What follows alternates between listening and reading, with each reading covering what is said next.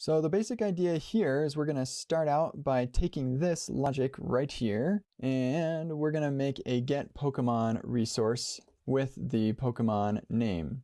All right, so this get Pokemon resource will be responsible for retrieving the Pokemon resource from the cache if it exists in the cache. So let's go ahead and make a get Pokemon resource. That's going to take a name. And then here we'll just return create Pokemon resource with that name. So we've just done a little refactor. There's actually no change in behavior here yet.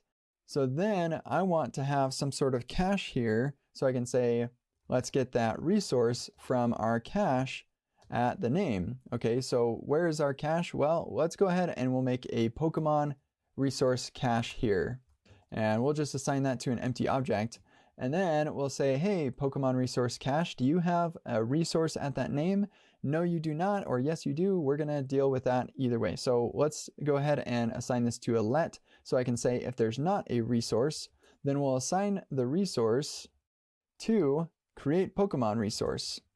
And then ultimately we'll return the resource. And if there's not already a resource, then we need to insert a resource into our cache. So let's do that right here. Now, the next time we call this get Pokemon resource with that name, we're going to get a Pokemon resource from our cache. We'll skip this if, and that means we don't need to create a new Pokemon resource. We'll just use the old one. And remember, let's just dive into this really quick. Here, this has a read function, and this result is going to be assigned to whatever the result for that request was. And that's going to exist for as long as the resource exists. And so that's what makes all of this work, is because we're caching the resource. So when we call that resource.read method, we're going to get whatever that result was at the time that this resource was created and then resolved ultimately. So great. Now, if we go ahead and save this, then we go to Pikachu and then to Charizard, and then we'll go to Pikachu and Charizard, and bum, bum, bum, we are good. We go to Mew now.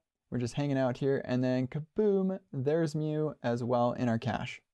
So in review, all we did here was we created this Pokemon resource cache. It's just an object here. We grab the Pokemon by its name in that Pokemon resource cache, and if there is a resource already, we just return it. If there's not, then we'll create one and stick it in the cache, and then we'll return it, and that gets everything cached here.